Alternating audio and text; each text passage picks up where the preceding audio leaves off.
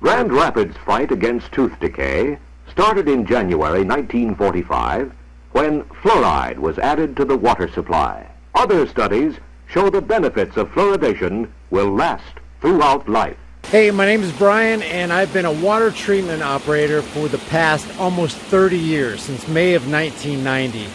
And you have to understand that in order to convert river water or lake water into potable drinking water, you have to use chemicals. You have to use dangerous chemicals.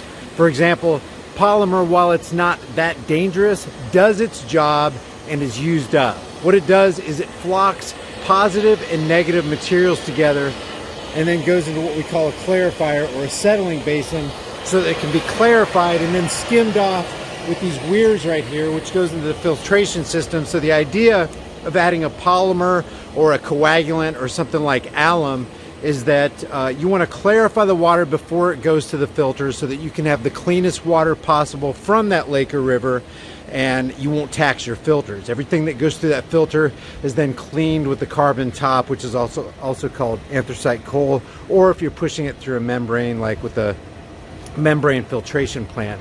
Another dangerous chemical we use is chlorine. Now, a lot of people have a problem with chlorine, but if you didn't add chlorine to the water, then you wouldn't have the disinfectant properties. Without disinfection in the distribution system, in the water distribution system, you'd have things like cryptosporidium or giardia growing, and a whole lot of people would get sick and a whole lot of people would start dying. See, here's the thing about chlorine. Chlorine acts as a disinfectant to get rid of the bugs in the water. Like I said, cryptosporidium, giardia, and it's inserted into the water supply as a gas. It comes from the tanks as a liquid, goes through the tubes into the water as a gas, and it doesn't want to stay in the water. Even though it hangs around in the distribution system to continue its disinfection process, when you actually pour the water, the tap water, into, say an open container like a glass, if you sit it there long enough, the chlorine will evaporate, especially when you sit that water in the sun or you aerate it. The chlorine in the water wants to become a gas. It will go away. And you can also filter chlorine out, but that is not the case with fluoride. Most of the many communities now fluoridating add sodium silica fluoride or sodium fluoride to their water. Another compound also used is hydrofluorosilicic acid. All three are effective and cheap. There is no good reason to put hydrofluorosilicic acid into the water, especially water that people are going to drink. And I know all the arguments. I've heard the dentist say, well, if you put fluoride into the water, it's going to make children's teeth strong. It's going to make that enamel. It's going to bind to the enamel on their teeth, and it's going to make their bones strong and healthy. Let's just give them that, okay? Let's just say that's the case. And there are other way more effective methods and way less, actually not dangerous methods at all to doing that. The bottom line is sodium fluoride is a neurotoxin.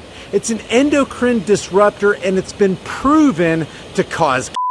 Basically, you want to make people dumb and sick, then subject them to involuntary mass medication by putting fluoride in their drinking water. On contact with fluoride, the tooth structure becomes fluorohydroxyapatite, but systemically, when it binds to the bones in our bodies or to the thyroid, it's never a good thing. It's a halogen on the periodic table of elements, and therefore it's toxic waste. See, what people don't understand is that tooth decay is caused by a bug called Streptococcus mutans, and you don't need fluoride in your body to combat that. As a matter of fact, fluoride can't combat that.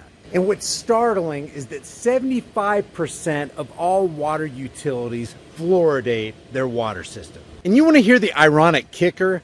Kentucky is a state that mandates that fluoride be put in the water, and yet it's the state with the most amount of people with the least amount of teeth. So here's the deal. Involuntary mass medication is not the way to go. In fact, you could call it criminal, because what you're feeding the people, what you're making them drink involuntarily, is toxic waste, literal poison in the water supply. Not to mention that study after study shows that fluoride calcifies the pineal gland. By the way, you want to know how the distribution guys detect a water leak? as opposed to just rain runoff? How do you know it's the system water, and how do you know that water is coming out of that pipe? It's not by the presence of chlorine. Because remember what I said about chlorine? It wants to come out of the water. It wants to become a gas again. It wants to escape. So they can't determine a water break based on chlorine content. They have to determine it based on fluoride. Why?